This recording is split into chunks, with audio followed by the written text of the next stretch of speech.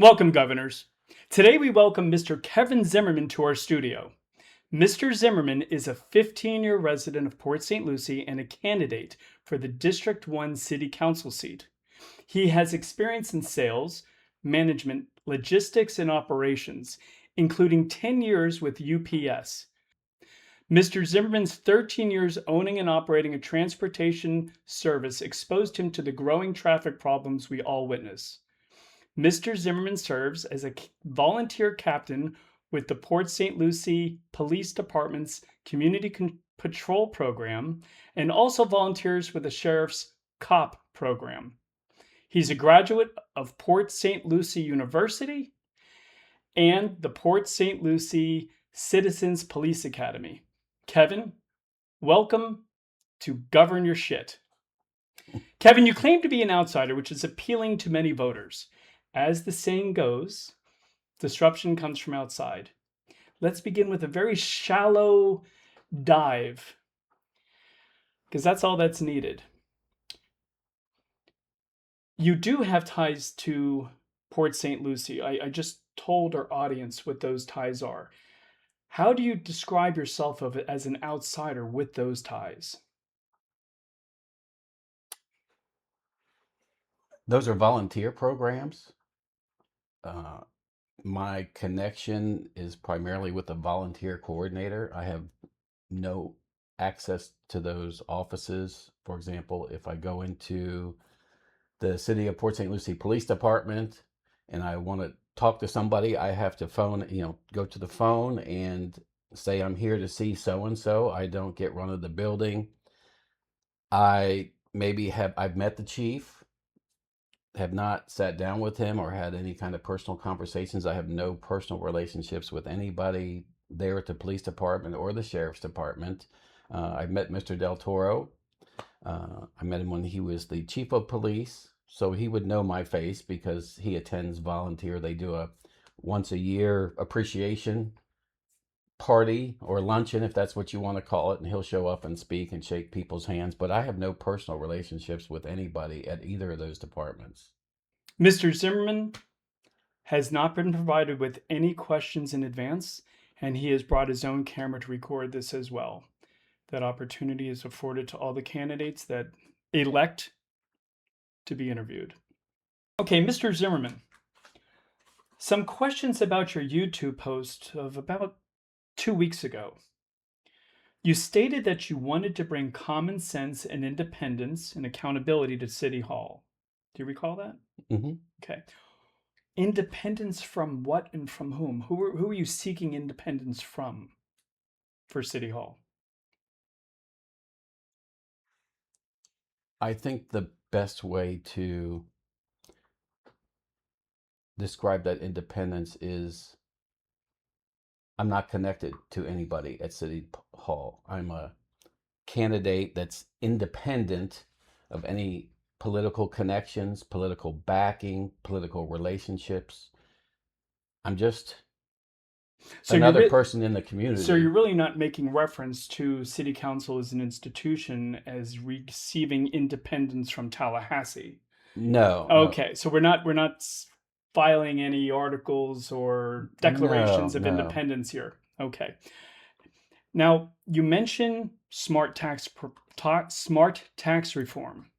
How would voters recognize smart tax reform? Did I use smart? Did I say smart? Yeah, a few times.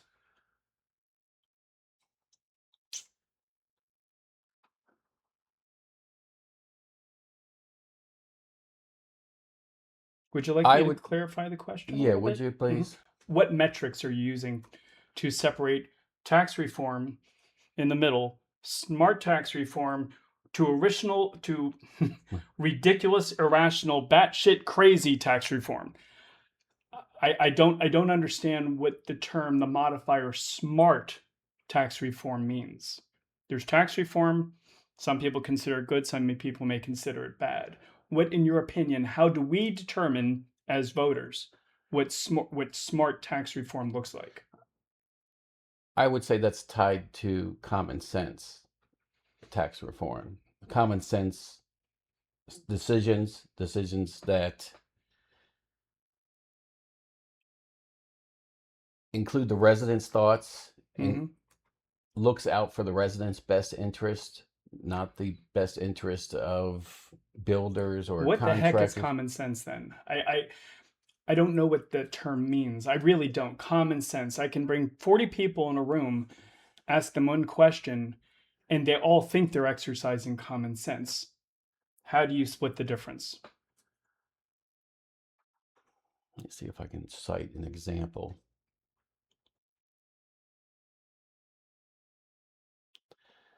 I'll use traffic because that's what I'm very familiar with. Uh, I will say drive up on an intersection and I want to turn left. The light is red.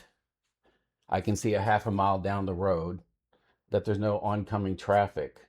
So why wouldn't that red arrow flash yellow? We have a known traffic problem in the city.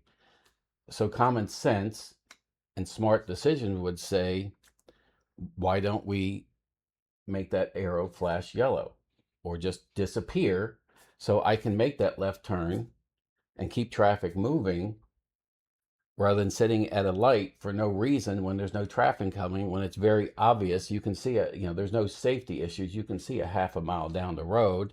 A good example is Crosstown in Sandia. I live Hmm. over in that area, and you hit the light at Sandia and you can see a half mile down the road. Even if there's a car waiting to make a left turn in the other lane, you can still see past that car, Well, that and the light just applies sits there. that applies very well to civic engineering. I'm with you on that.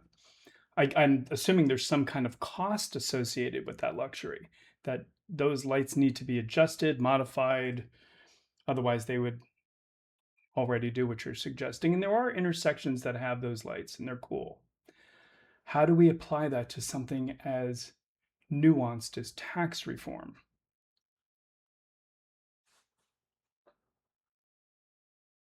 Ask me that a different way, if you would. Absolutely. You gave me a good example about traffic patterns. Now apply that notion to tax reform. So if we had 100 people in the room and they heard about your common sense approach to tax reform, I would get 95 people nodding their head yes. What are the metrics to make that determination? Has to be an objective standard.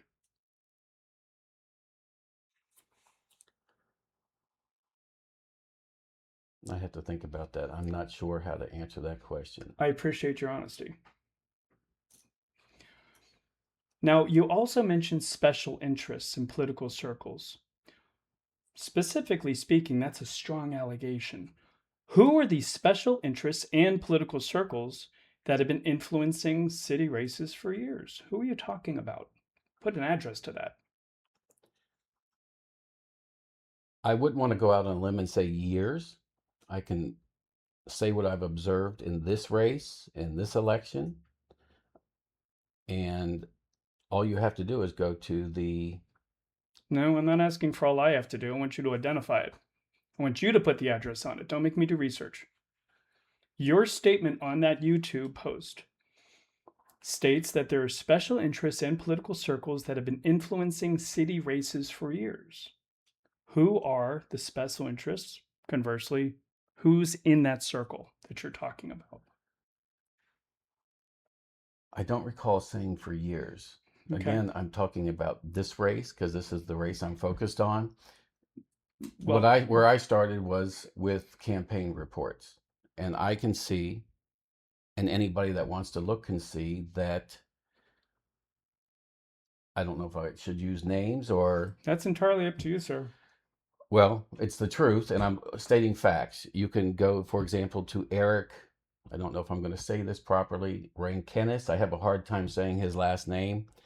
He's had donations made to his campaign from the mayor, from the city council person whose race he's in. And this was all done back in November of last year.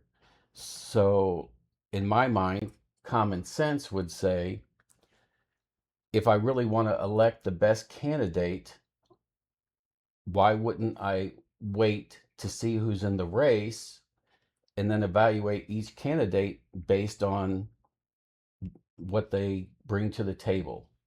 So is he So serving as a special interest, or is he serving in one of those circles that you referenced? he sits on the Planning and Zoning Board. Answer my question directly. Is it the circle or special interest? The circle, I would say the circle. Okay. He's in that city hall circle. He Can sits you on can you give me an example of the special interest you're referring to?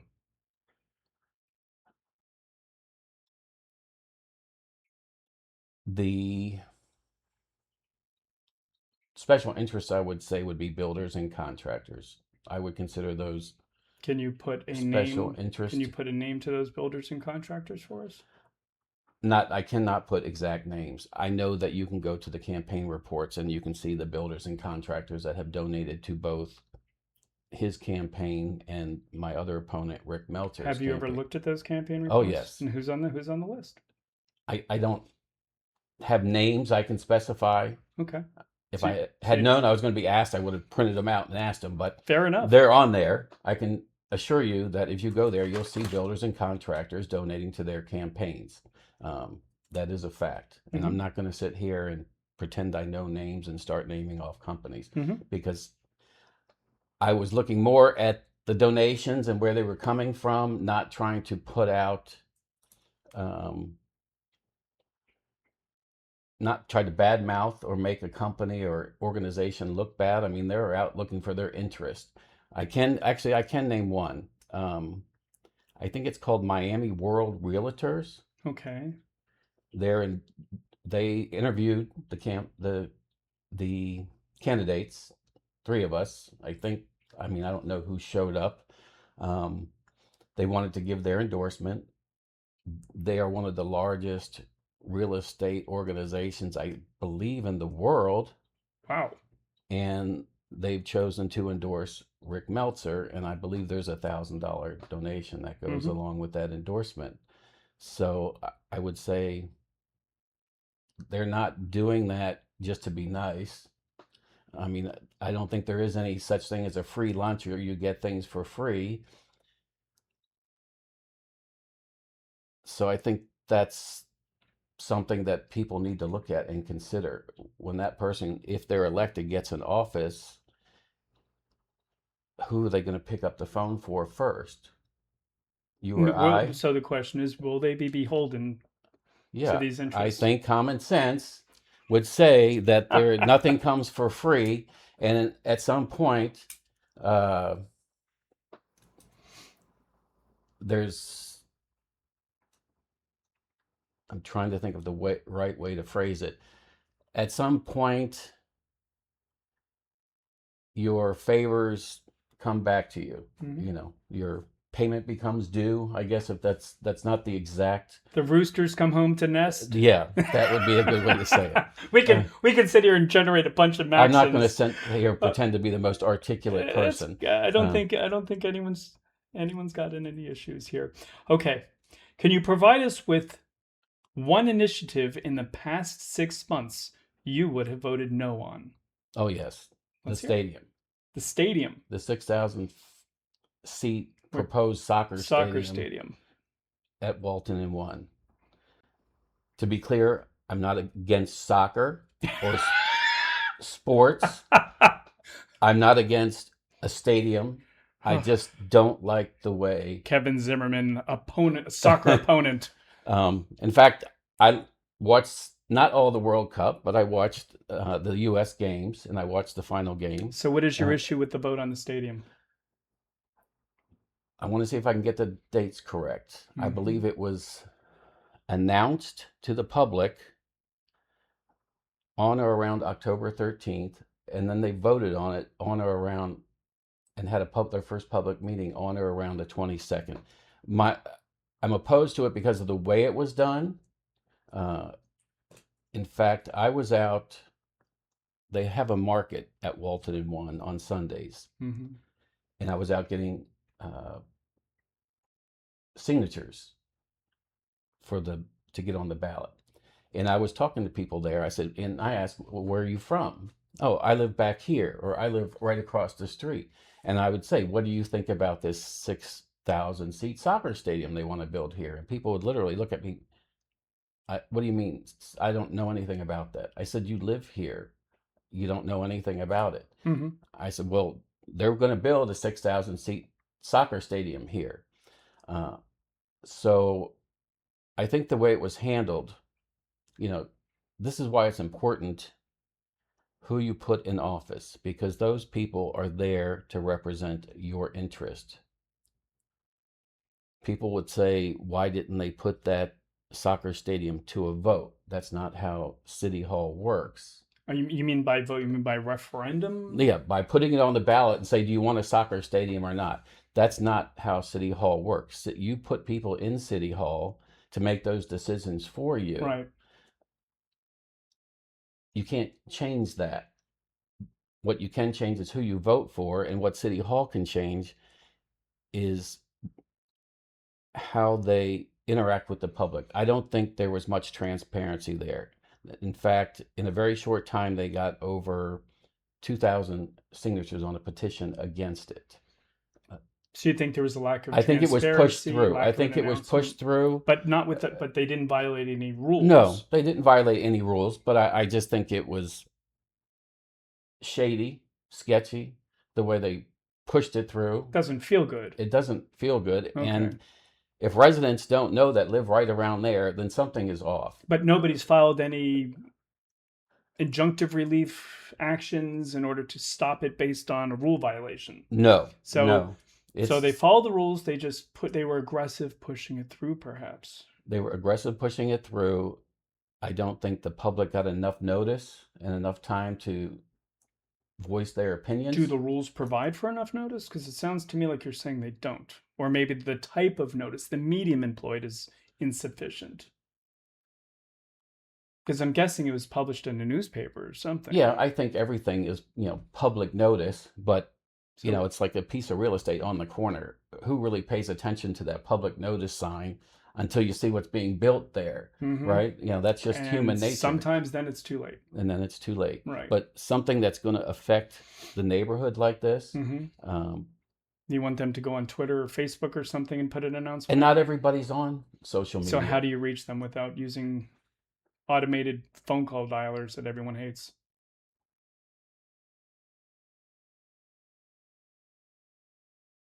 I think there's different avenues. I'm going to say one, you could easily do a mailer, but there's an expense involved. Oh heavens, yes. So, and I don't want to be part of the taxpayer and we don't want to waste more money on that. Let's not do. So let's not do that. You could perhaps text, email. Do we have a text email infrastructure for this with all the local residents' data? Well, on the voter list is most people's phone numbers. That's on the voter list. Okay. So the city has access to that. Something to think about. Email people who request mail-in ballots or update information. I'll be quite candid with you. I'm not sure if I would have paid attention. I think I would have swiped right if I received a message like that from City Council or from City Hall. I'm just not sure if that would have gotten my attention. But I would take it as junk. I would. I also didn't know about the stadium, though. So. I don't pretend to have the answers, but perhaps if a text came across my phone, soccer stadium coming to your area, I might not swipe right or left. And perhaps it could end with you, if you agree with this, type yes. If you disagree with it, type no. And at least you'll have some kind of sense. The one thing I don't believe in is that there's not a solution to things. You have to watch money, and mailing, yes, would cost money. That's just an idea. It's not something I would say we would do. But you can't just not come up with a solution because it might be hard. I was raised that there's always a solution. I may not have it. Somebody else might, but you have to be open to it and think outside the box. And I think there could be a little bit more of that thinking outside the box kind of mentality at City Hall. Well, disruption comes from the outside. And if you have the old guard in there, they get settled, they get used to their ways, and sometimes that does occur. So that old saying, disruption comes from outside, does hold merit. I like the idea. Now, you advocate for more, as you put it, career path employers in the area. Do you remember that statement? Career path employers. Yeah, not so much. Okay. Let's talk about housing affordability. You focus on that. Certainly, we know it's a major issue in our community and in surrounding communities. Now, the notion of affordability clashes with the tool of impact fees. Do you agree with that? Yes. Okay. Many argue that these infrastructure improvements should be a prerequisite to the development. Do you agree with that? Meaning, first you got to put in the sewer, then you can put in the community. Yes. First, you have to widen the road, then you put in the school. Yes. I absolutely agree Okay. with that. Now, if we're talking about affordability and we're talking about infrastructure development and we're talking about impact fees, do we recognize that the developer is not going to be paying for those impact fees? They're just going to give them to the new home buyer, which then reduces the concept of affordability. Meaning you can't have it both ways. If you're going to have a $25,000 impact fee on lot 16, right? Yes. That lot 16 is no longer as affordable as it was yesterday. Because a $25,000 impact fee means a $25,000 increase in purchase price, right? Right. Which then goes to the impact fees project. How do you reconcile these two goals? That's a valid argument. Give me the conjunction, but But you, as the buyer, choose to pay that price for the house. we could say that about all affordability. And that eliminates the argument of affordability. If you want to live in Port St. Lucie, you better come to the table with $400,000 to buy a $375,000 home. Because in reality, that is what happens. I'm speaking in terms of finances and Right. economics. I'm not saying it'll be a line item on the closing document. So when you see your settlement statement, Right. it's not going to say Well, you know the 25,000. cost is getting built in. Of course. The Which then eliminates the notion of affordability. In fact, some people even argue artificially increases it. So why do we have all of these communities that got shy, avoided these impact fees? Now they're hitting. Now if you want to come, now it's our backyard. Now we're going to hit you with these impact fees. Explain that to me. You said they avoided impact Yeah, fees? if you lived here for 20 years, you're not paying any impact fees for a new home. But you're still enjoying the benefits of those impacts, right? If that road is widened, you still get to go on the widened road even if you lived here for 13 years, 15 years. So how do we reconcile two important things here? One is affordable housing. Housing is Okay. expensive, right? Yes. Okay. New construction is offensive. Expensive. That was funny. Okay. How do we reconcile the notion of affordability with what many will argue, the need, the demand, the absolute requirement for impact fees?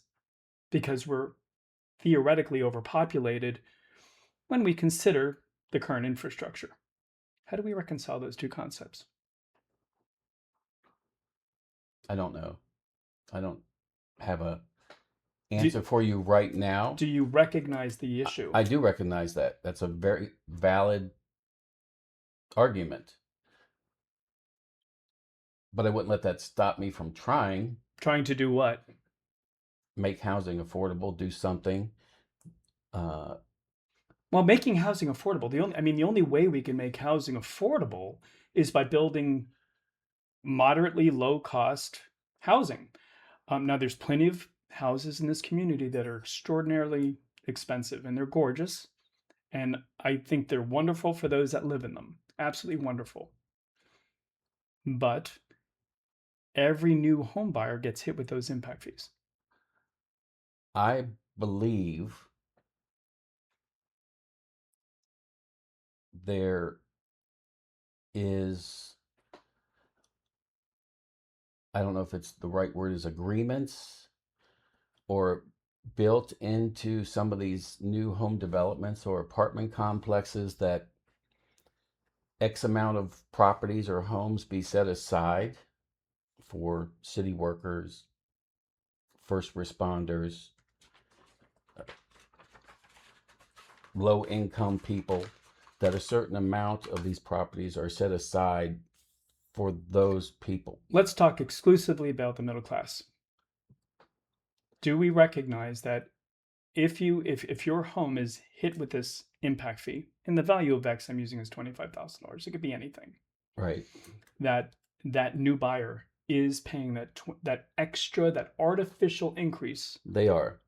and I wouldn't argue with you and on in that. many cases they're financing it, so they're even paying interest On top of that. on top of that. So it's really not $25,000. The bank is paying $25,000. They're repaying the bank with a little bit more. Right. Okay.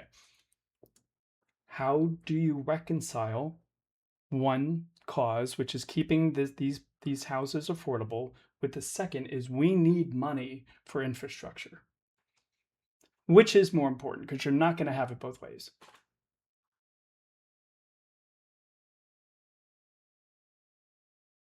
I wish I had a magic wand and I could answer that for you and fix that. It's a valid argument. I wouldn't let that stop me from trying. Maybe I'm not smart. Maybe I'm not smart enough. Trying to what? What are you trying to do? Did you use the word balance that? Yeah.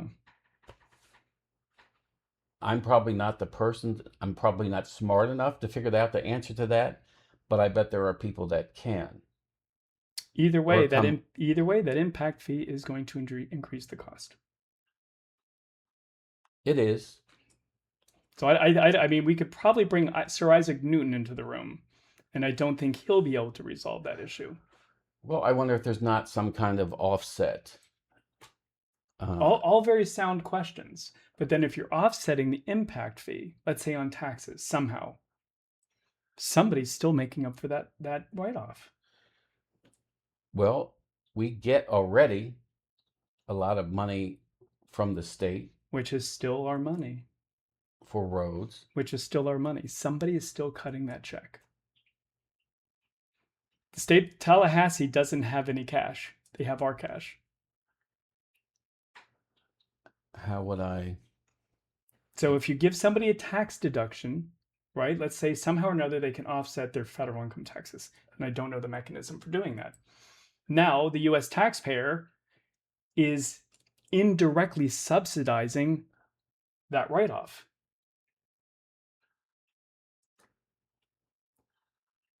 I'm thinking more from the aspect, if you're getting money or a grant from the state, obviously a taxpayer paid into that.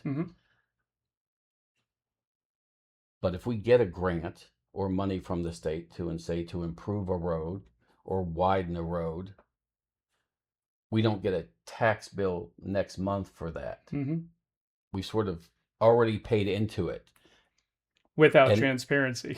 And lacking we're transparency. Getting it back. Yeah. Am I making any kind of sense there? Well, I believe you are. Let me try to rephrase what you're saying. Get rid of the impact fees and go with grant money. Or let it help. If it cuts the impact fees down, okay, then that's something. If we turn that 25,000 into 10,000 or 15,000, that's significant. Folks, we'd like to see your comments. Please tell us what you think about these ideas. Now, do you believe it's prudent to tap the city's reserves to avoid raising taxes?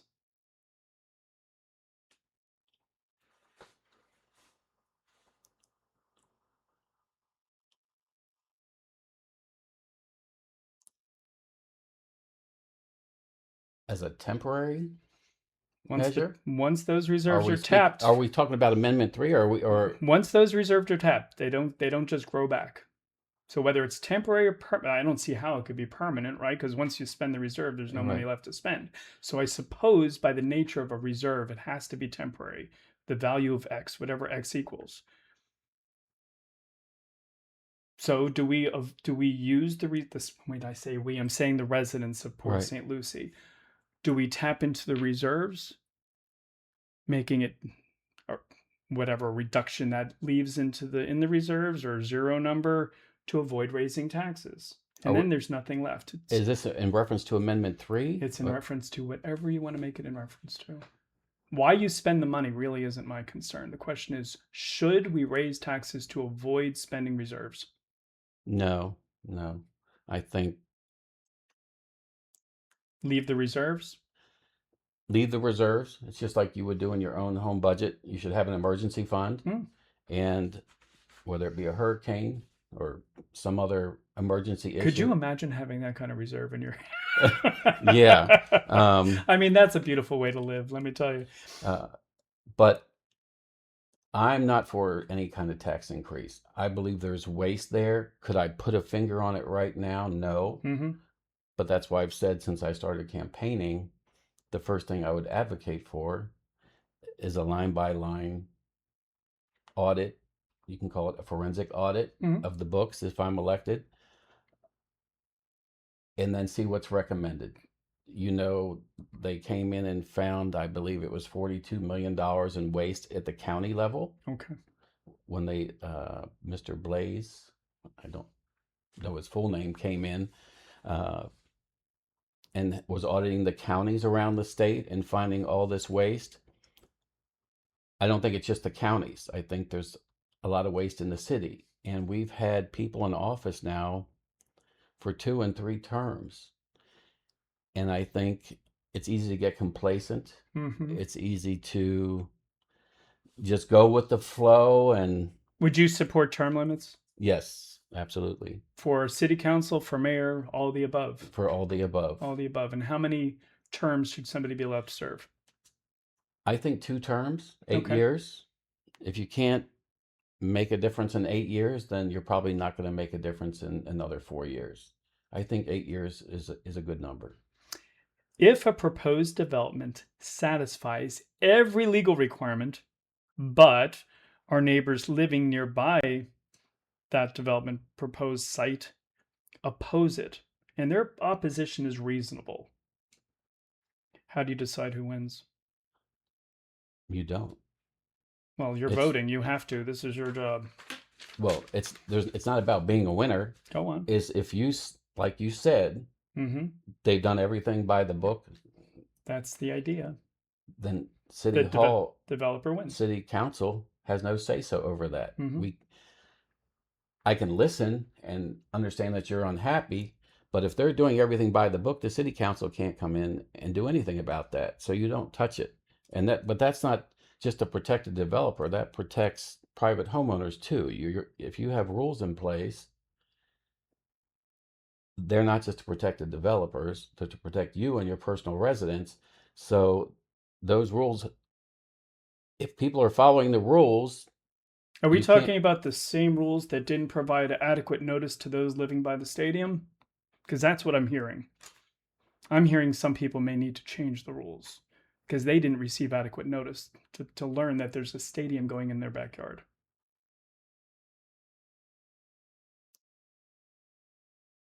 So are you asking me, is there a rule that we have to... Do the rules need to be changed? Just a few minutes ago, we were talking if about there are the rules, stadium. I don't know if there is a rule that says you have to give, 6 months notice of this proposed plan. I don't know of such a rule. I've never heard of one. But 2 weeks is certainly not sufficient. So just perhaps maybe some of these rules should change. So some of these rules probably should change. Yeah. But when it comes to development, if you want to put a fence in your yard and you follow the rules and you get permits, the neighbor may not like it. You want a white fence, they want a wooden fence. You're following the rules. Isn't that all too real? It's all too real. So developers know City Hall, unless there's something to do with safety or environment or say water issues, then City Hall should not get involved. You promise measurable improvements. Laudable. What metrics should our neighbors use to determine whether you've kept your promise. I want you to point to a benchmark. So you're talking about measurable improvements. How do we measure the success of those measurable improvements? What metric do we look at? What standard do we say, yep, Kevin pulled it off? Well, what are we referring to? A Any specific issue, anything traffic? anything you want to. Well, traffic is one of my Platforms. platforms, Mm-hmm. something that's personal to me because I had a And transportation service. something we all experience, particularly during the So holidays. I think that, they do surveys Mm-hmm. every year about what people think. And I think if at some point you can't, you should be able to show that even if it's just 10%, you made a 10% improvement in traffic flow, Okay. No, then that would be, that's a benchmark. that's a benchmark. Yeah, absolutely. Again, I use the expression, you're not going to wave a magic wand, Mm-hmm. but I think you can let the public know what you're doing. For example, intersection construction. Okay. Is it on schedule? Is it being, is it on budget? And then once it's complete, did it accomplish what you wanted to accomplish? Did it improve traffic? Did it make people's lives easier to get around? I think that's something that's measurable. People can see a difference. You don't really need a measurement. They know when they go out on the road, they know, hey, this is better or it's not. So I think if in 4 years you can't get at least a 10% improvement in traffic, then we're not doing something. That's fair. Now, do you believe that there's current conflicts of interest in the realm of city council? Current conflicts of interest. Let me Are sharpen you let me asking? sharpen that pencil for you a Okay. little bit. Can you point to one vote where a council member should have recused themselves? No, I can't point to a specific vote. I think it's just hard. I'm just a regular guy, and it's hard for me to look at things that go on at City Hall, to look at the building and the things that are happening. And that soccer stadium is a good example Mm-hmm. of how that was not done. I don't feel it was done, and I think most people like me who are just everyday people out there trying to live their lives and pay their bills and go to work would agree that that was just kind of shoved through under the radar, so to What speak. is the objection to the soccer stadium? Why are people so passionately against it? Noise, traffic Noise from vehicles. I from the mean, stadium. from the It's an open stadium. air stadium, Okay. and They don't there's want to. residents right that surround the whole area. It's Mm, not like Clover Park okay. where, It's half further the out. area is commercial around it, and then there's a handful of residents around it. So the noise, the traffic, So it might be like a particular, I guess, if they use it as a concert venue, it could be very yes, disruptive. it could be very loud. And right now, to my understanding and the research I've done, they approved it, but no formal, there's an option for them, or I wouldn't say it's a requirement, but to my knowledge, there's been no traffic studies done before they approve this. They're supposed to be done, but they haven't been done yet. Um, Are they supposed to have been done yet? if it were me and I were voting, I'm looking at the rules. I'm not worried about you and your I would voting. want the traffic study done before I would vote for a soccer stadium. Mm-hmm. Uh, I don't know if it matters if there's a rule. If I'm on the city council, rule or not, I'm going to demand a traffic study before I make a decision. I'm going to want to know about noise levels.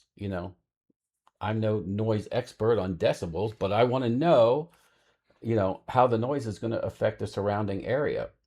And I actually did do a little research on my own, and there are ways to make open air stadiums to kind of control the noise. They've done it in a couple other stadiums around the country, something to do with how they place the seating and arching of the roofs. There's things that can be done. And I did the research with the help of AI, I won't lie, uh, and found that there are things that you can do to lessen the noise. And I sent that off to City Hall. I said, while you're considering this stadium, if you haven't, I would suggest you look at these before they build, because they may want to incorporate these things, because every single city council member voted for it. But it hasn't been built yet. So it's not too late for them to, show this to the builders and say, hey, look, can we incorporate these sound things to keep the noise down? Because that's a concern to residents. Do you think that's going to increase the cost of the stadium? It might. But it would be in the public's best interest if they would do it. Mm-hmm. You wouldn't want to be the owner that says, the city council and the people suggested we do this to the stadium, and you said no, screw the public, we don't mind the noise. Do you think city council said screw the public, we're putting the stadium up? I think there's people that feel that way. Okay. Again, it's just the way it was pushed through, I think makes a lot of people uncomfortable for valid reasons, me included. So it's not necessarily that there was anything inappropriate, but No. perhaps there's an image, a shadow of impropriety involved, and it just doesn't feel good. That's perfect. I couldn't have said it better myself. And that notion of impropriety is also negative. It's to be avoided. We're human, and that's a very human feeling and a very valid feeling, the way things were done. I do want to clarify one thing. I've talked to business owners over there.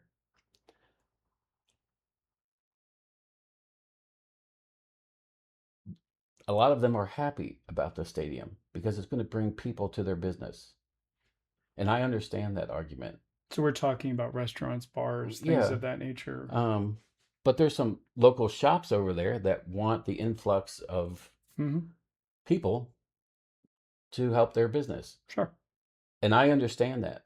I was a small business owner, and it's hard to get customers and then to keep them. And business owners work hard, especially small business owners. So I understand that. I believe there needs to be something there on that side of town, an anchor, as you call it, an attraction to bring people to that side of town. I just don't think the soccer stadium is the thing. So I want to be clear. I understand the needs of small business, and I'm not ignoring that. I'm not against soccer. I'm not against a stadium. I'm against it there. I don't like the way the city pushed it through.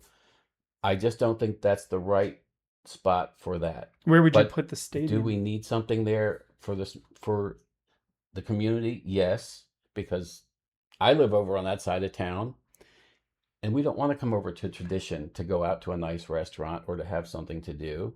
I don't even want to go into Saint Lucie West at certain hours of the day. I'm going to give you a magic wand. Where does the studio go? And what structure does belong where they're putting the stadium now? The studio? What studio? Oh, I'm saying the studio. Where does the stadium go? Magic wand. If I had a magic wand, I'd want it somewhere close, I think, to 95. Okay, well, and that makes sense for traffic as well. For traffic. That's very rational. I like that. And what venue would you put where they're putting the stadium now? What goes there? If I had a magic wand? Magic wand. If I had a magic wand, I'd put a casino there. Oh, a casino. but that's with a magic No, wand. I get And that. I'm not talking about one of these little arcades. I'm talking No. about a casino with entertainment and And gambling you and don't think shows. that would have a negative impact on traffic? Do you think maybe that would have a negative impact on crime? Why? Brings more crime to the area? The city expanding brings more crime to the area. Mm-hmm. Does a soccer stadium though? I don't know about crime, but if you've watched a soccer game and you've seen the soccer fans and how they react when they win and lose, That's funny. uh, So you just look at what happened in New York, jumping on cars and starting things on fire. I mean, I would like to think it wouldn't get that crazy here, but so a casino. Okay. if I had a magic wand, I mean, you can't build a casino on that land. It's not Indian land. I'm sure at one point it was. We got to get the Seminoles to come in here and take a look, do their You own know, I said survey. that because somebody else said that to me. I asked, "What would you build there?" And they said a casino. I said, "Man, what an idea that is." Um,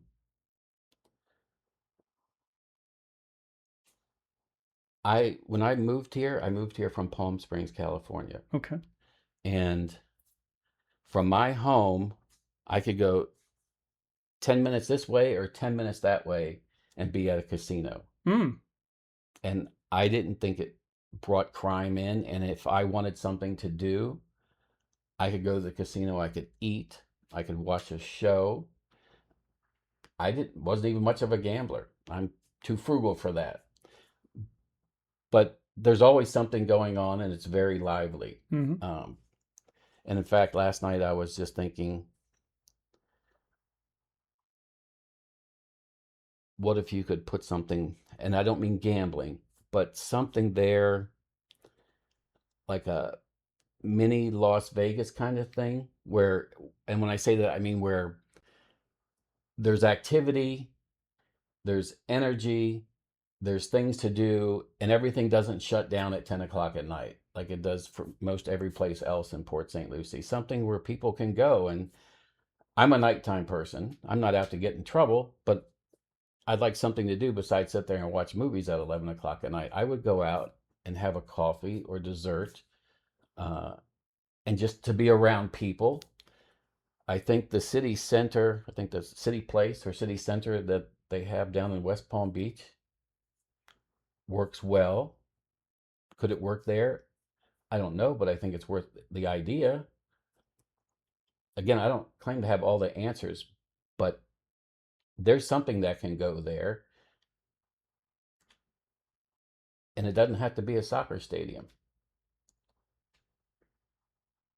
In fact, I think it might even be worthwhile. I would do it probably with the help of AI, is say, let's look at similar cities around the country and what do they have? What's working for them? What do they have that attracts people and gets people out? And maybe use that as an example. There's something we can put there. Again, the stadium, that location for a stadium is a no for me. But we do need something there. And I absolutely don't have any objection to that. It's a great piece of property. Do I know exactly what? No, but I think you put a few smart people together and get some influence from the city, we could figure out something. If you were to hypothetically speak to some of the residents around there, what do you think they would favor? Green space, the current parking lot with a little bit of green space, or a casino or city walk of some kind? What do you think they would want? I think they would want something that's not real noisy, for sure. I think people are okay with hotels and some shops and some nice restaurants. In fact, I shouldn't say I know people on that side of town would like to have some nice restaurants so they don't have to go to Stewart or they don't have to go to Tradition or they don't have to go to St. Lucie So West. another heart of tradition type thing? Sure, why Sure. not? On our side of town. I say our side, the east side, that's where I live. That's the district I would be representing. Mhm. That's not in my district, but I'm close enough. Uh, but yeah, we want something. I want something uh, to do, and preferably something that doesn't shut down at 10 o'clock at night. I think there's a lot of younger folks, younger families, and I've heard that more than once, that the city shuts down at 10, it's like a senior city, I guess. I, Everything I shuts down at I'll 10 say o'clock. that. I'll say that. People want Absolutely. something to do later at night, especially on weekends. Thursday, Friday, Saturday nights. Absolutely. So that's a long answer to your question. But it's a valid one, I think.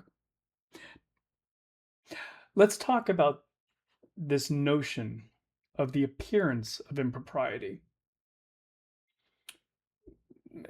Serving as a bit of a policy entrepreneur yourself, you mentioned maybe we could text them, notice that we're putting the stadium here, or thinking about putting a stadium here. You're saying that the legal notice isn't sufficient, and I agree with you. Putting those billboards up, it's required, but do a lot of people stop and read them? I personally don't, unless it's touching or near a property that I have something to do with. I just don't bother with it. Those announcements and the notice of hearings and all that stuff. You also mentioned maybe we could send out emails. If you reach the city council, what are you going to do? To reach people? Hmm. Is To that what you're change asking? it, to give them more notice. You're now a city councilman. Congratulations. You represent District 1. What are you going to propose to change the rules? So the One thing stadium I doesn't have to think I've observed in the years that I've lived here, and this is probably true in politics all over, Mhm. is once somebody gets elected to office, you don't hear from them till 4 years later when it's time to run again. Then all of a sudden they're out, they're talking to people, they're out and about. Right. Well, that's the I don't want to call it politician. When I say politician, I'm certainly not putting any negative connotations there to it. But let's say as an institution, not as a candidate.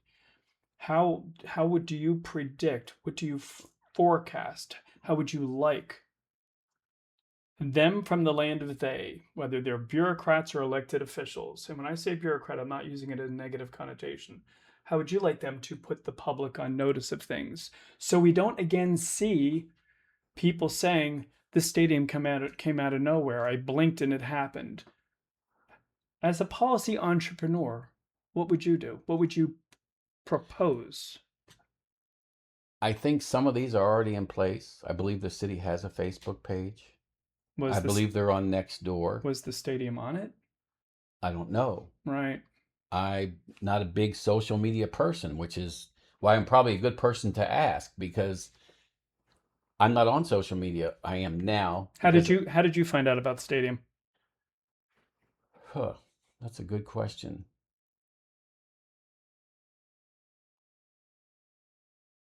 I think I might have saw it on something on Facebook or on social media. Okay. Okay. I did attend one of those meetings via they broadcast them live, so I watched it at home live, and I saw the arguments back and forth. Um, Social media, I believe the city's already using. They have a Facebook and a Nextdoor page. They have their website. I was thinking before you asked, as the city council as a whole, I was mentioning that people get elected and you don't hear from them. I thought, if I'm elected, I would keep my Facebook page active and be out there, you know, maybe not every day, but once every week or a couple of weeks, saying this is what's going on, hopefully building up a following, encouraging people to, talk to your neighbors. This is what's coming. We're thinking about a stadium. Talk to your neighbors, let people know, people that are not on Facebook or on social media. Public service announcement. I don't know if something like that could be done as a public service announcement, but I think it's worth looking into, thinking outside the box. You're not selling anything, you're making a public service announcement. So could that be done on the local news? PSA. Radio, could a PSA be done that didn't cost? Public service announcements, I believe, don't cost any money. That's why they're public service announcements. So could that be done? I'm just thinking outside the box. Mhm. Again, I was always raised, if there's a will, there's a way. So again, in a short period of time here, I'm just throwing ideas out there. I think we can do better. I think the city can do better. Let's talk for a few minutes about Save Our Homes. We can all agree, I would hope, that if that initiative passes, there's going to be a budget crunch. Do you agree to that? When you say save our homes, are you referring to Amendment 3? Mm-hmm. Is that what they're calling it now? I know they're trying to change it. It's in court. They're trying to change. Change the name? They're trying to change the way it reads on the ballot. Oh, I don't know anything about that. Let's But talk. Let's You're talk talking about about Amendment 3, right. Let's talk about the financial impact. Counties are going to be capped, right? capped at what? The same amount of revenue is not going to be coming in Right. to City Okay. Hall. What do we do about that?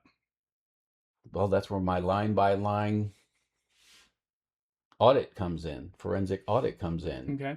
Now your forensic audit results in a deficit of $25 million. How do we fill that gap? Got to cut it from somewhere. No, But it would not. whoa, whoa, whoa, whoa, whoa, whoa, whoa, whoa. Got to cut it from somewhere. That's obvious. But it won't be police and fire, Okay. as they are out there. Let's not talk about where it can't be from. Let's talk Okay. about where it could be from. What are you going to cut? I think it would be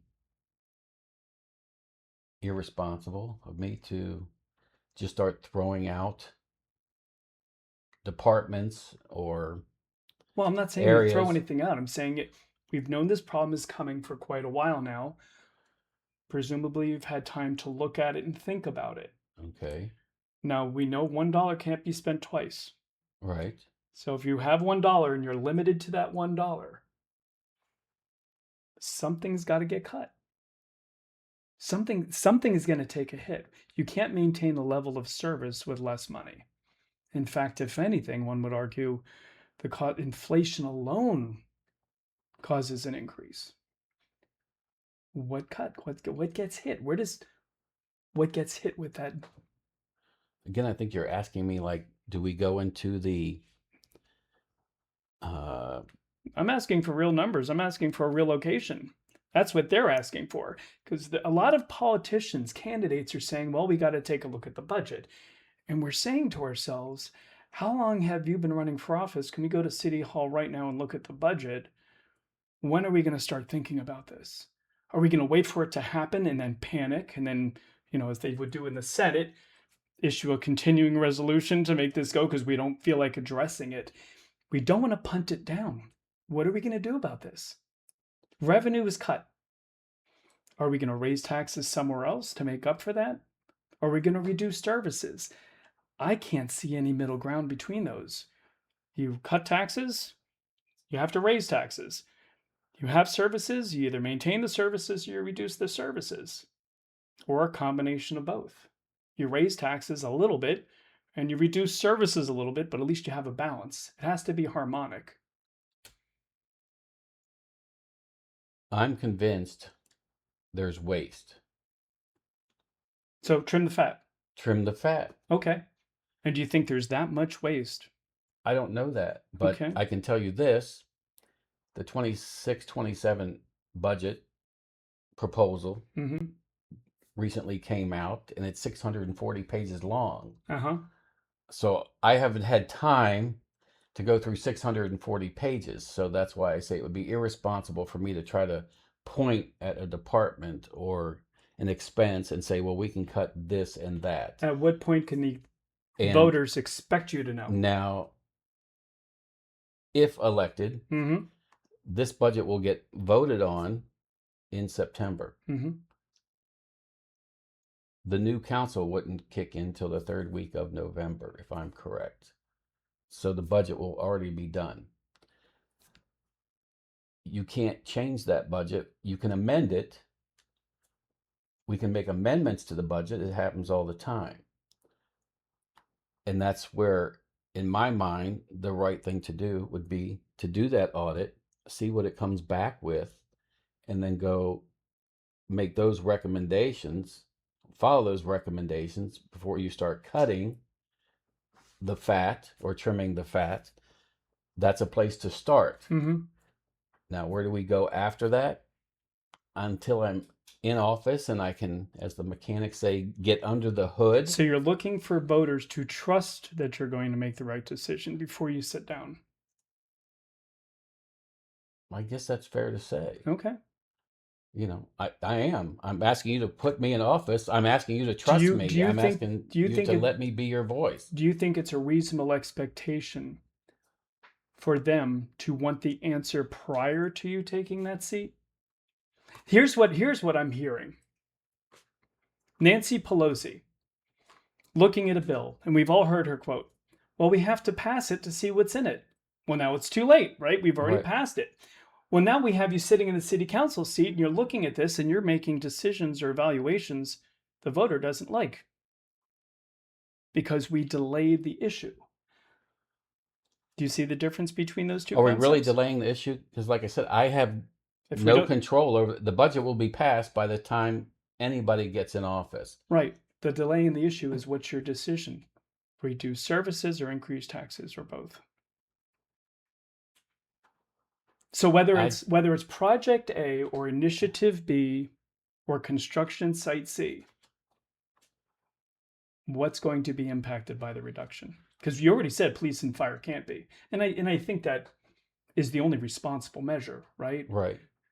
I think that's what people are worried about. I think they're, because that's what the propaganda is saying. Oh, if this passes, you're not going to have enough police officers or enough firemen to put out the fires. That is out there. I think that's BS. Yeah. I think that's just propaganda. Yeah. The police department's never going to go away. Mm-hmm. Well, nor are we going to do a defund the police thing. No, right? absolutely not. So that's not going to. That would be political. I can suicide. say this on the record. I lean conservative. I'm against tax increases. Mm-hmm. It'd have to be something where there's no other options or no other choice. If it's like you said, it comes down to create some balance, there has to be a fee or tax somewhere. Okay. So perhaps user fees. Perhaps.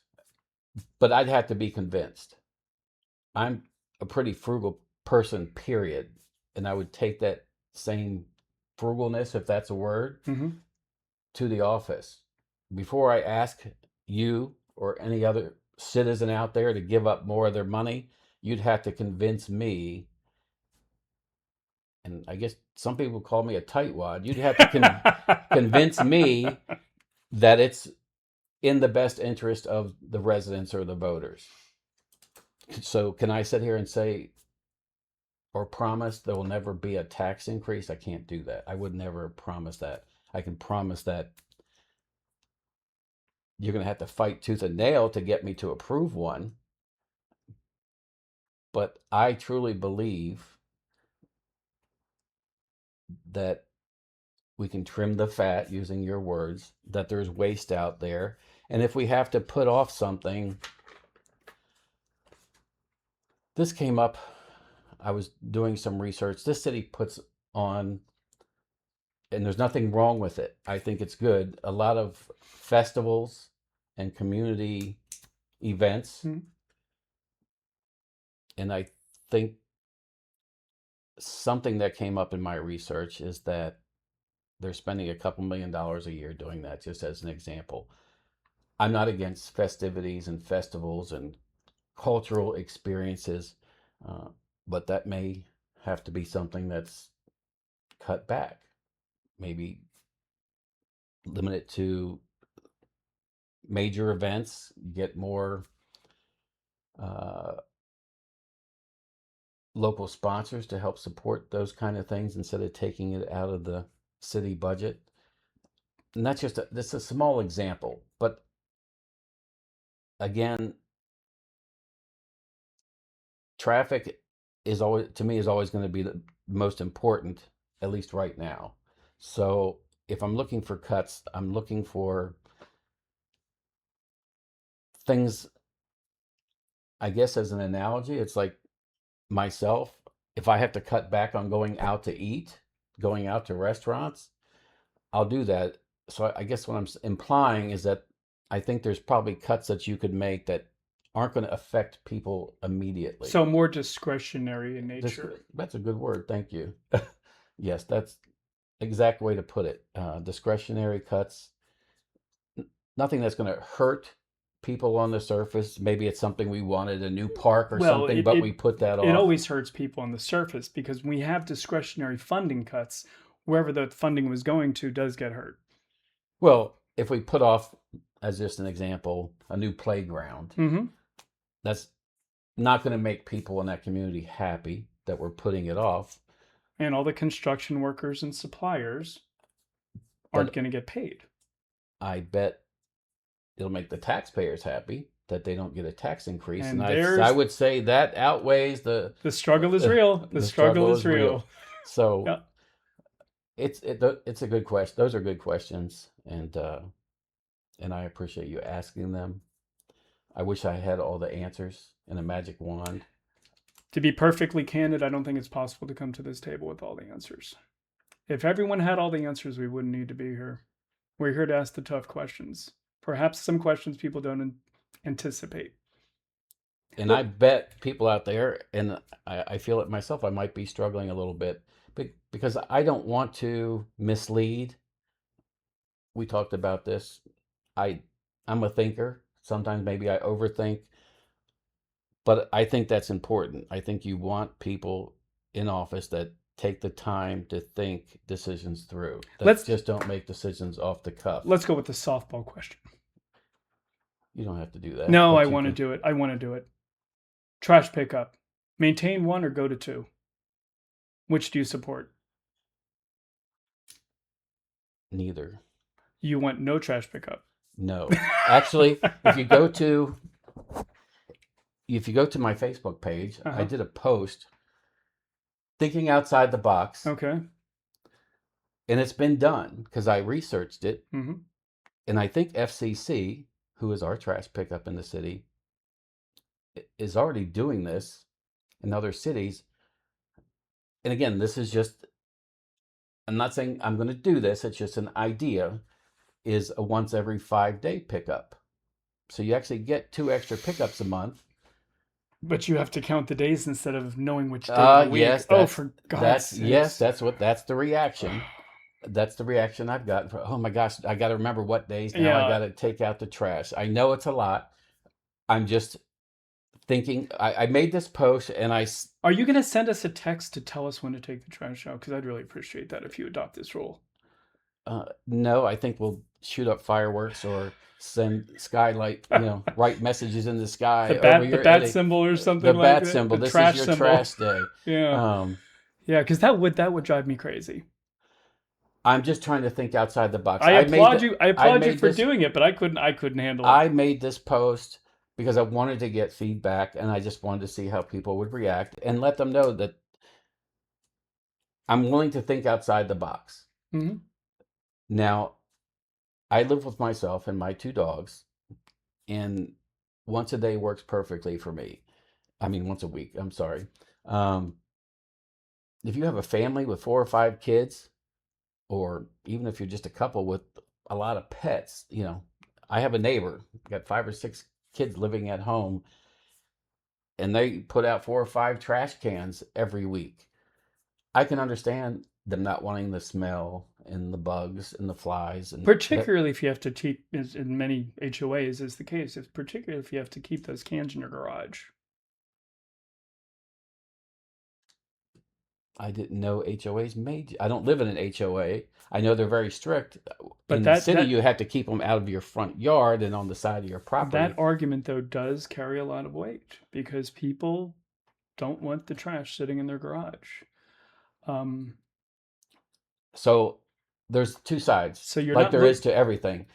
I don't want to pay more. We're already most everybody feels they're paying too much because when they transitioned from Waste Pro over to FCC and the cost went up and the service went down, Right. everybody already feels they're paying too much. And it's going to increase again this year. The cost of trash pickup, I think, went up by $47 or Hmm. something. Um, do I want to pay more? I don't put out that much trash. No, I don't. It's valid. The neighbor across the street with 5 kids, or the HOA that doesn't want people don't want to store trash in their garage, it's valid. So what do we do? Again, I don't have a magic wand. I'm not going to sit here today and pretend to have the answers. Is it possible that they could request special pickups? Um, be on a route, like a route Or just where put up a QR code, and if the truck doesn't pick up the QR code, you don't get billed. that's an interesting I'm idea. just made that up. I'm not suggesting Well, anyone do it, but it just came to mind. So if they drive by the house, there's no QR code, but that's what thinkers you don't do. get charged. Next, you go down to the next door neighbor, and unless somebody puts their trash in your trash can, even if you move the location of the trash can, the QR code goes with it.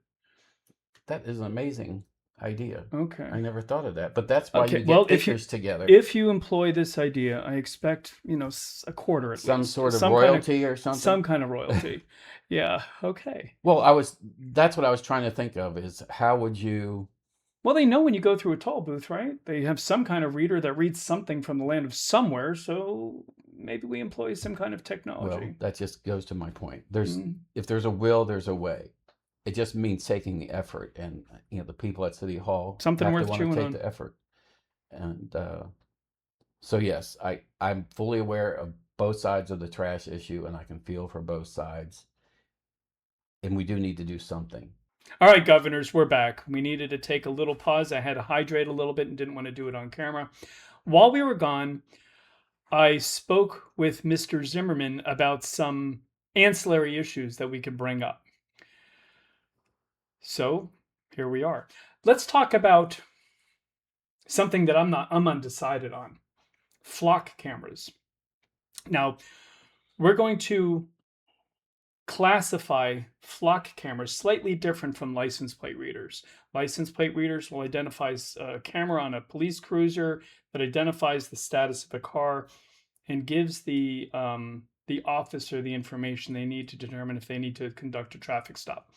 We're going to set that issue aside and concentrate on flock cameras. That's a privately owned company.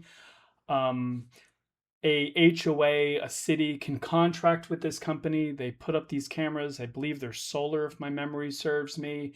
Information, characteristics about that car are saved. So in my scenario, only talk about myself, is people can see me, people with access to Flock database can see me leaving Tradition and going to the new Lowe's.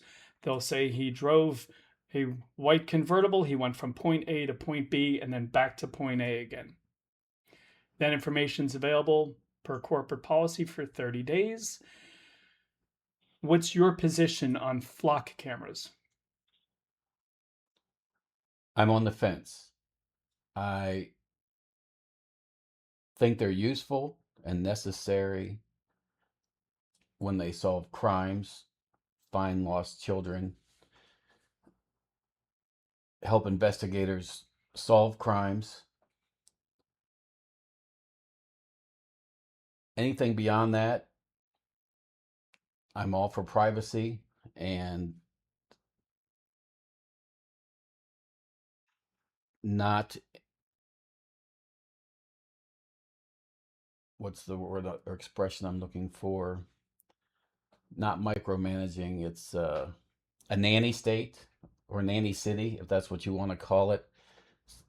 I believe there's a place for them, but the minute they start getting abused, I'd be against them. Now, I know that the chief of police at a recent city council meeting just announced that he understands the citizens' concerns and assured us that after 30 days, unless it's information being used in an active crime investigation, that information is deleted. My understanding is it's happened in other areas somebody wants to go in and find out where their ex is or what their ex is doing. My understanding is he's implemented something where anybody who logs in to get any information, there's a record of that login and a case number. Does that mean that I can email the chief and say, hey, chief, here's my tag, here's my car, who's logged in to look at me? They probably say you need to file one of those Freedom of Information Acts to get that But information. it's privately owned information. It's information on a corporate database. An FOIA request doesn't apply there. I mean, I guess only a subpoena would.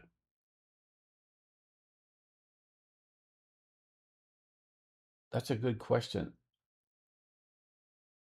I am not sure if it's Well, should stored on a national database or a local database. anyone be able to log into Flock to see what's going on? No, Well, absolutely. let's talk about this for a second, or a few minutes. There's absolutely, I don't want to go that strong. There is no reasonable expectation of privacy when you're on the road. Right. There just is none. Now, legally, you do take your homestead with you. The car is seen as an extension of your house. So you have protection from unreasonable searches and seizures and things Right. of that nature.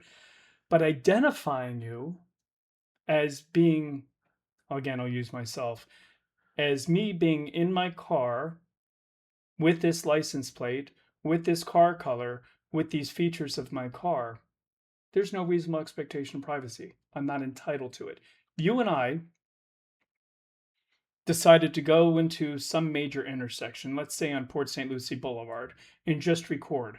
People might get upset by it. I'm sure people have seen YouTube with these First Amendment auditors. Right. The police maybe come out, and I think everybody in law enforcement now has seen these videos and realized, yep, he's allowed to be there. He's not, we can't, is it suspicious? Perhaps, but suspicion doesn't raise to the level of, did he commit a crime? Is he going to commit a crime, or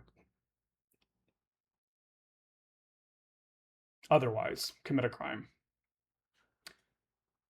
So there's no reasonable expectation of privacy. Right. What's wrong with lock cameras?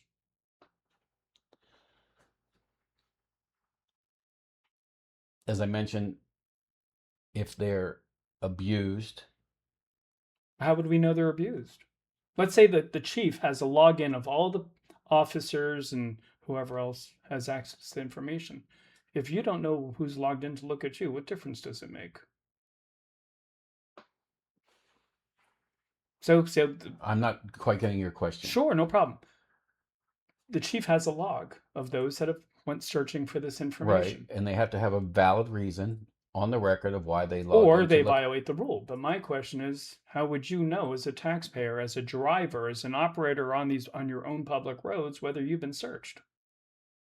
It only seems to me that it becomes a problem if it turns out you have a stalker or somebody trying to abuse their police authority Right. by trying to hunt you down. I guess you don't know.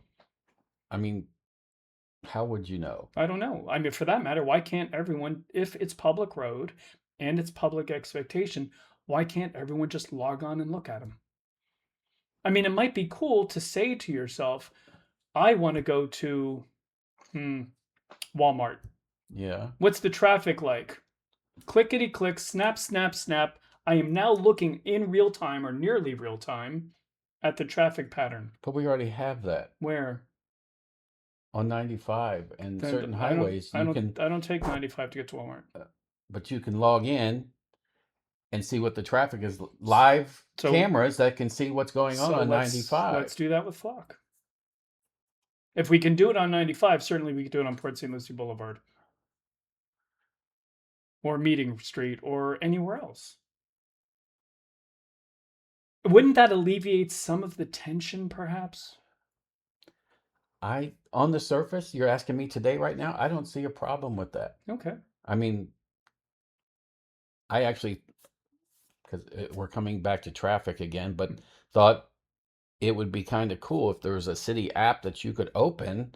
If I'm leaving my house and I want to go to Walmart, that says in live time, there's an accident here. Don't go this way. My Google does that in my car, right? It tells me you're about to approach an accident. Why don't you take this? But how many people, when they're getting ready to leave their house, are going to open Google Maps and look at the traffic? Because they're just so used to doing it. I But agree. if an alert popped up, like those alerts when you get an Amber Alert or a hail warning that come by text message, If you uh, subscribe to the high traffic alert, maybe it's a good idea.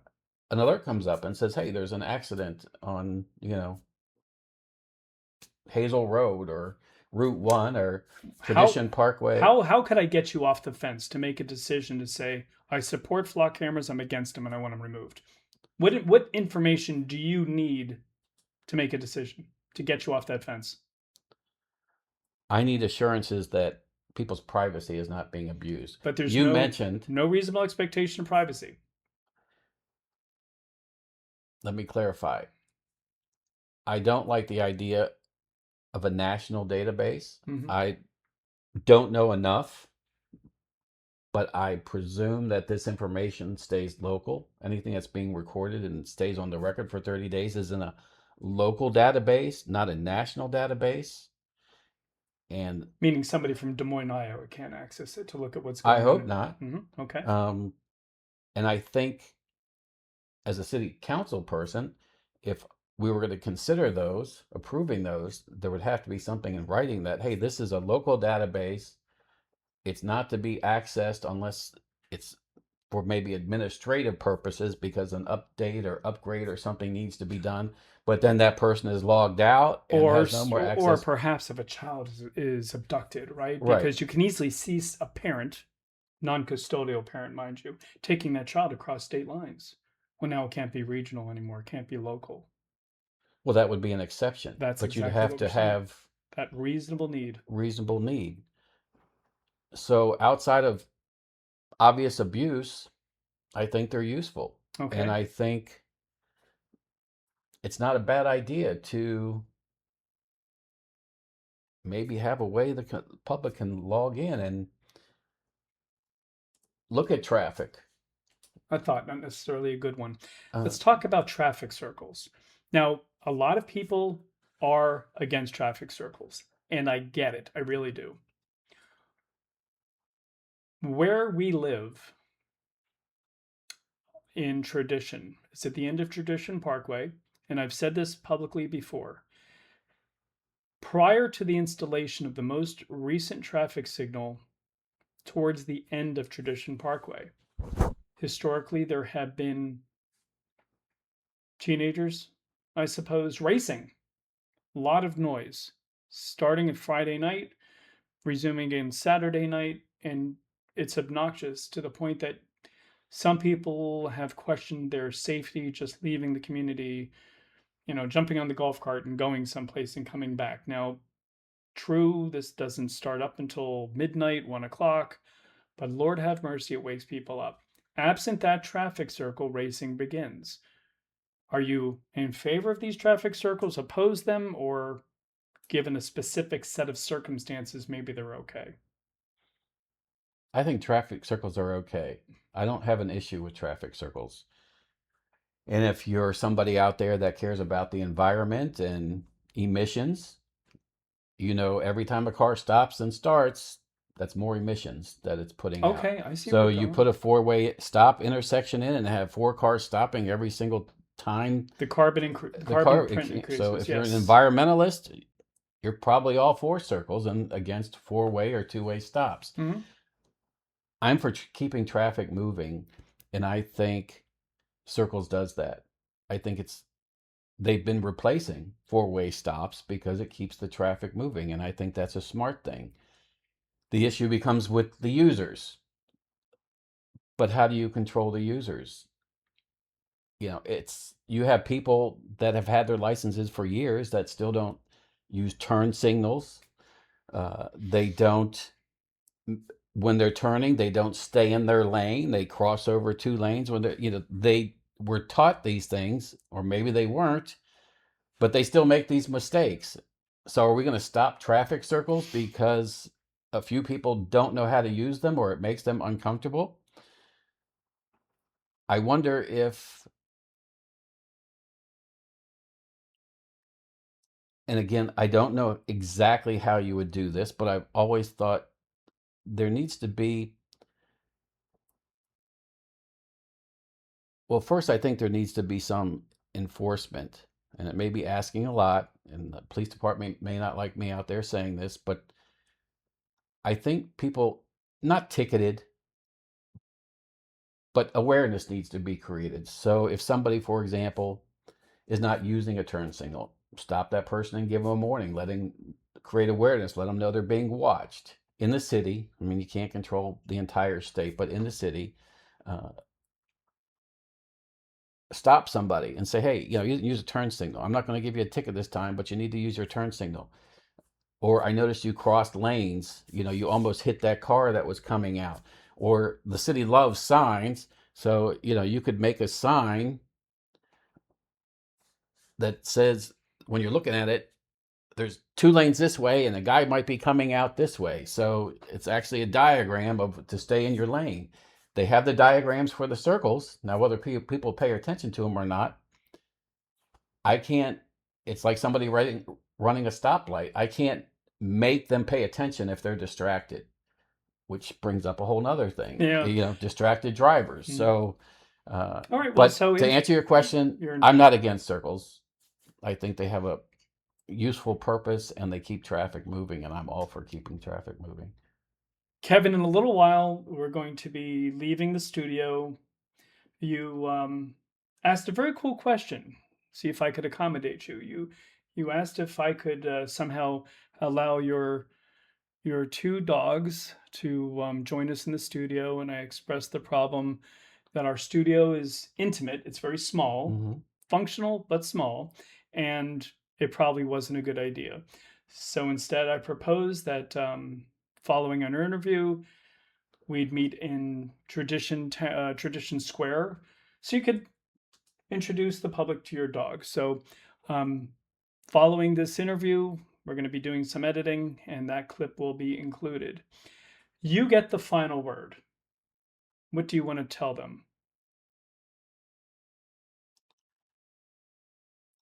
Get to know me. I don't want to presume that you're going to vote for me. I'm asking for your vote, but I want to earn it. So take the time, get to know me. I'm on Facebook. I have a website, zimmermanforpsl.com. I can be contacted through either one if you have questions. I implore you to look at candidate profiles and see who's donating and supporting the other candidates. I'm running using primarily 80 cents on every dollar that I've spent is my own money. I put my money where my mouth is. I care about the city. I believe I can make a difference. I want to represent you, not a special interest, not a family, or not a group. I just need you to give me the chance. So I ask for your vote, learn about me, and just give me a chance. Well, Kevin, thank you for participating in our interview. We hope the rest of your fellow candidates follow your lead, not only for city council, not only for city council, but for school board. Best of luck to you. Okay, beautiful people, we hope you found this interview informative. Please hit that like button so we can direct our attention to the content you prefer. There is more to follow. Please subscribe so you can keep current. A special thank you to our producers. Without them, we're nothing. From everyone here at Govern Your Shit, we appreciate your support. We'll never take you for granted. Governors govern. Superiade. Okay, governors, how you doing, beautiful people? We're here at Tradition Square with Kevin Zimmerman, and he wants to introduce us to his family. Kevin, why don't you make the introduction, sir? Sure, this is Jax, and that's Leia, after Princess Leia. Jax is a rescue from the Vero Beach Humane Society. He's got an interesting story. His mother was rescued from a slaughterhouse in Korea, and she was pregnant when she got here, and he was born here. So he's a definite U.S. citizen. And an anchor baby. An anchor baby. And Leia was a stray they found, believe it or not, in Orlando that nobody claimed. So she came from Husky Haven of Florida. I'll tell you what, they're very friendly and beautiful animals. They're extremely people friendly. And I'd say if you're ever out and about and you see us walking around, feel free to come and say hello. They love to meet new people. That's wonderful. Kevin, we appreciate the opportunity to meet you in a slightly less formal environment, and certainly Jax and Leia. We appreciate you. Thank you.